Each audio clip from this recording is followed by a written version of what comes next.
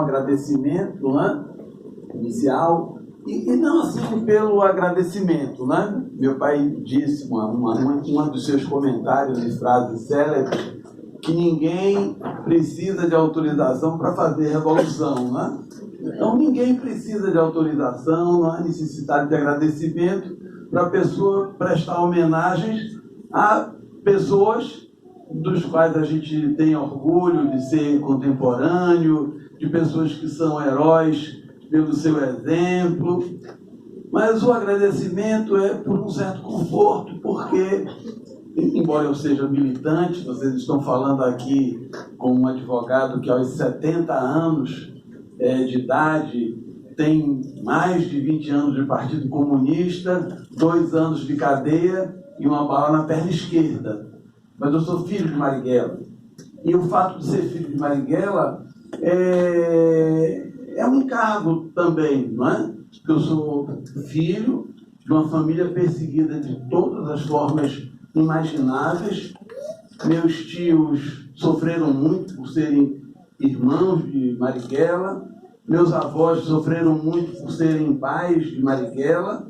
E a crueldade com que ele foi tratado, desde o momento em que ele expressou a sua vontade de lutar pelo seu povo, desde que ele se compadeceu da situação das crianças, porque há também um comentário, uma frase famosa dele, em que ele, quase engenheiro, abandona a engenharia, a escola de Politécnica de Engenharia da Bahia, e sendo ele um aluno brilhante, com notas máximas, muito festejado por sua inteligência, pelo seu brilho. E quando perguntam, mas Carlos, você vai abandonar uma carreira de sucesso próximo para se dedicar ao comunismo? E ele diz, mas como é que eu posso receber de bom grado tudo isso que a sociedade me oferece, se eu vivo num país em que as crianças têm que trabalhar para comer?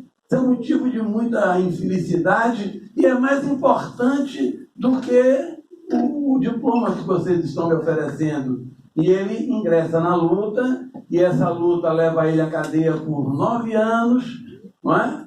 E depois o leva à sua morte, em circunstâncias muito bem narradas aqui pelo colega, né?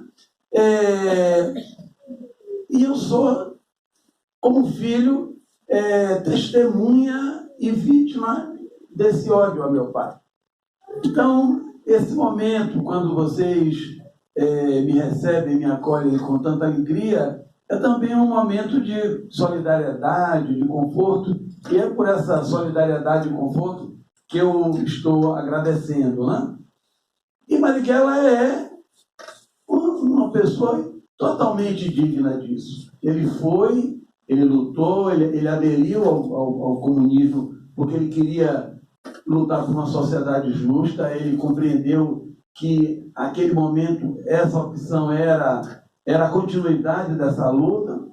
Assumiu, ele tinha perfeita consciência de todos os riscos que isso importava. Lutar pela liberdade era se arriscar, e ele aceitou esse risco, e ele desempenhou todos os papéis possíveis para transformar o país e a sociedade, não é? E por todos os caminhos, porque ele foi estudante, fez poesias,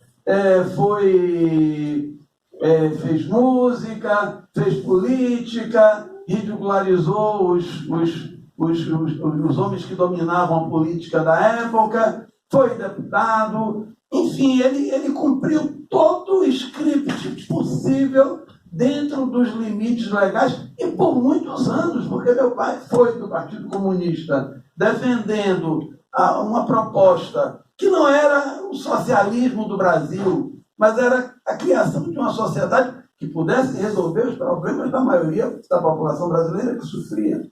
E ele fez tudo isso de todas as formas possíveis e imaginárias, né? Prisão, 9 anos de prisão, cassado quando era um dos deputados mais brilhantes que o parlamento brasileiro conheceu em todo o seu tempo, não é? Criatividade, pelo avanço das propostas que fez, se dedicando inclusive a coisas que valorizavam a mulher, o trabalhador, as relações sociais, o divórcio, enfim.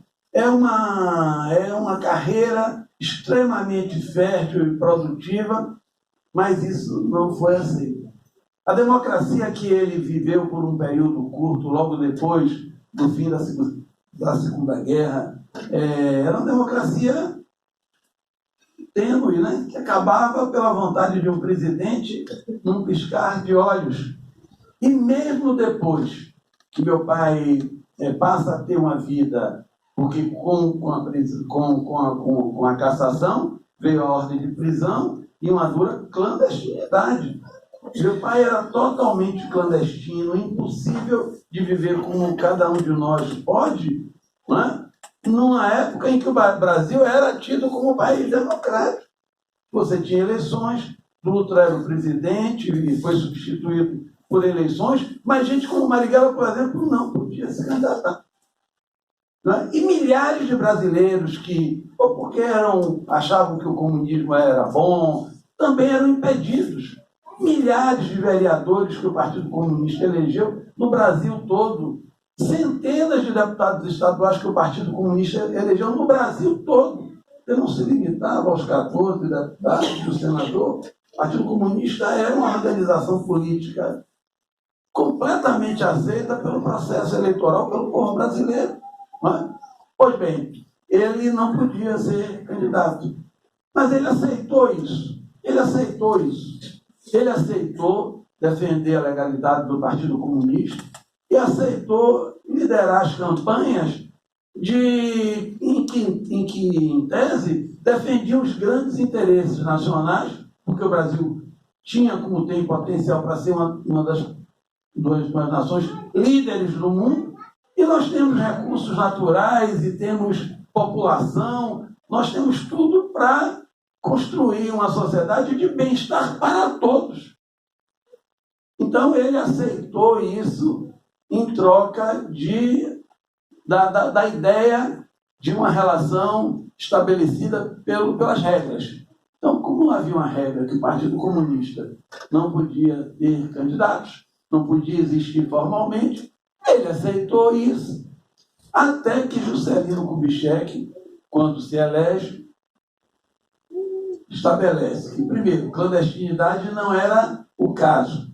Né? Juscelino se elege, depois de todo aquele conflito do período do eleitoral que levou, inclusive, à morte de Getúlio, e quando Getúlio era presidente eleito, né? Juscelino diz, bom, eu não vou, não haverá perseguição aos comunistas. Tá? E aí, meu pai pode, pela primeira vez, em décadas, novamente, voltar a ser um cidadão comum, que podia, inclusive, conviver com seu filho. Porque eu queria contar isso para vocês. Eu nasci exatamente em 1948, então eu fui concebido quando meu pai era deputado constituinte, mas quando eu nasci, meu pai era um deputado caçado, foragido. Eu só pude conhecer meu pai quando eu tinha 7 anos de idade, por conta dessa decisão de Juscelino. Nossa família sofreu muito, porque negavam ao meu pai o direito de se relacionar com uma coisa íntima. Qual é o pai que não quer conhecer seu filho? Coincidentemente, o único filho que ele teve. Qual é o pai? Mas e qual é o filho que aceita ser privado do convívio de seu pai? Você não imagina, eu chegava na escola sem a certidão de nascimento, porque eu sabia que eu era Marighella. Eu fui treinado para ter orgulho do pai que eu tinha. Minha mãe amava meu pai.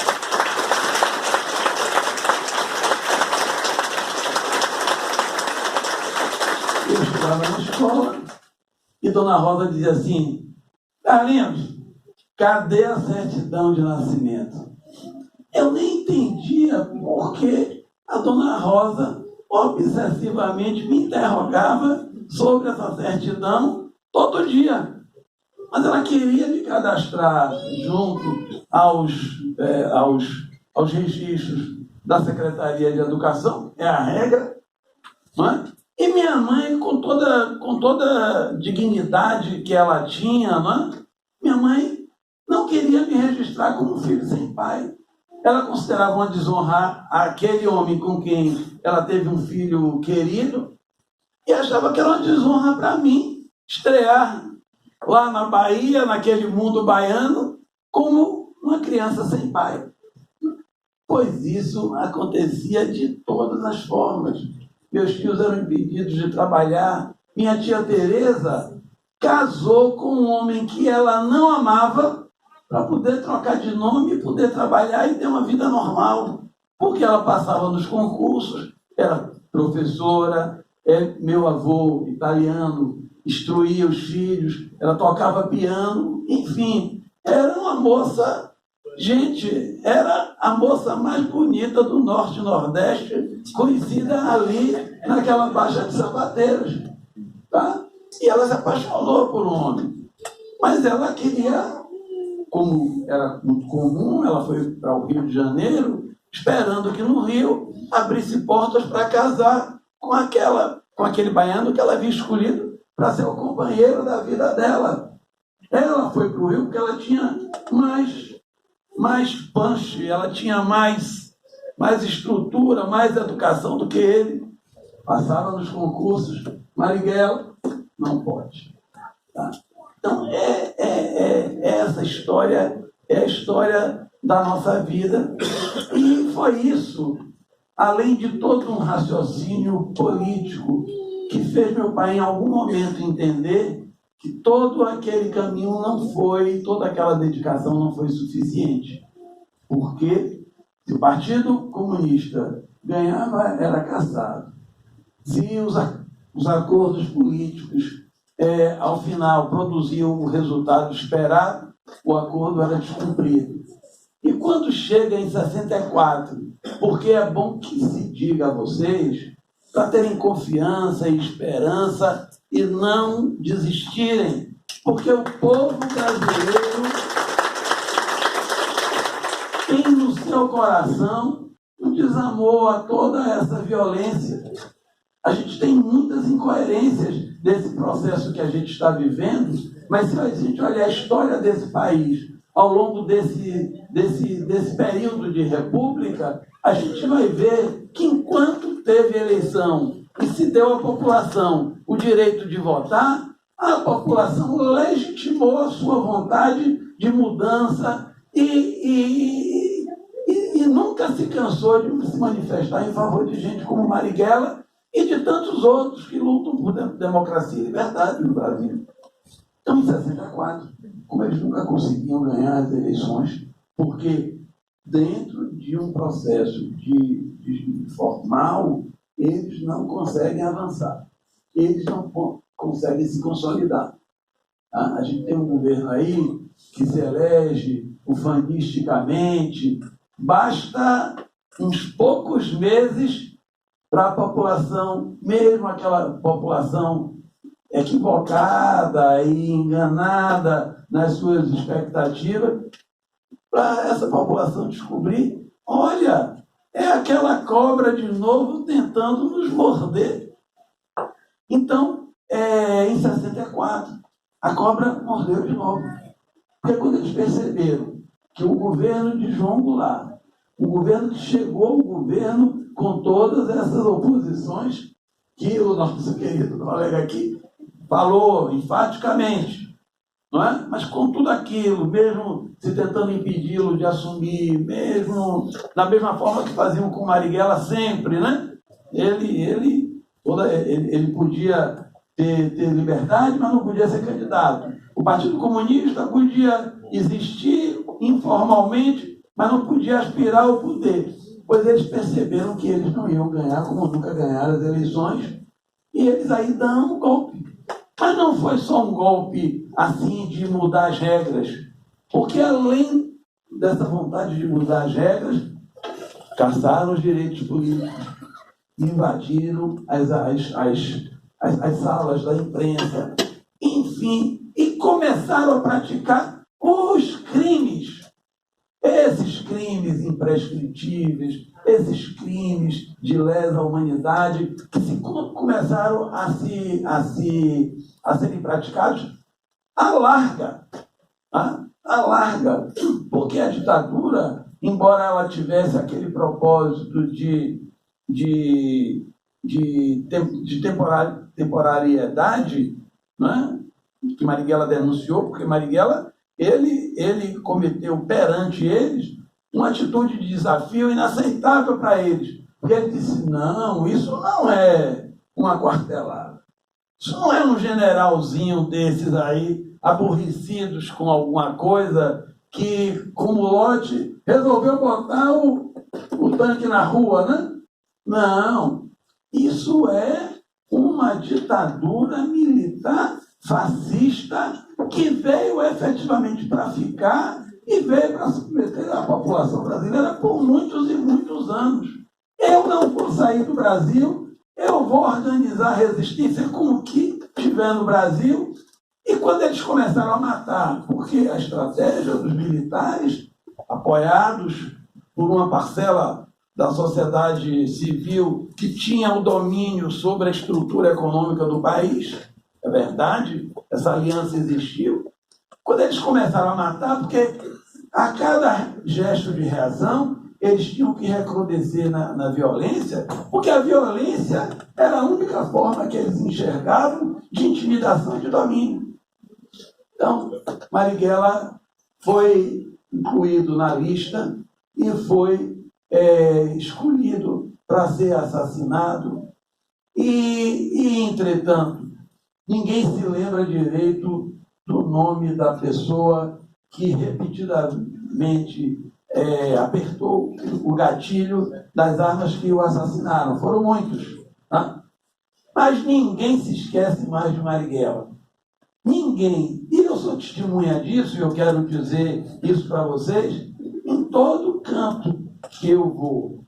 Às vezes, assim, um pouco tímido, né? por tanto carinho, por tanto apreço por ele, e as pessoas, na ausência dele, transferem muito desse carinho para mim, não é? E ele serve para mim porque eu efetivamente fui vítima, vítima desse ódio ao meu pai, e, entretanto, sem renunciar a hora nenhuma, eu nunca reneguei meu pai em toda a minha vida. Pois bem, e nunca me queixei dos sofrimentos que eles me impingiram, não é? Pois bem, ninguém se lembra dos assassinos que covardemente o assassinaram. Mas Marighella está aí, gente. Prossigam. Marighella vive.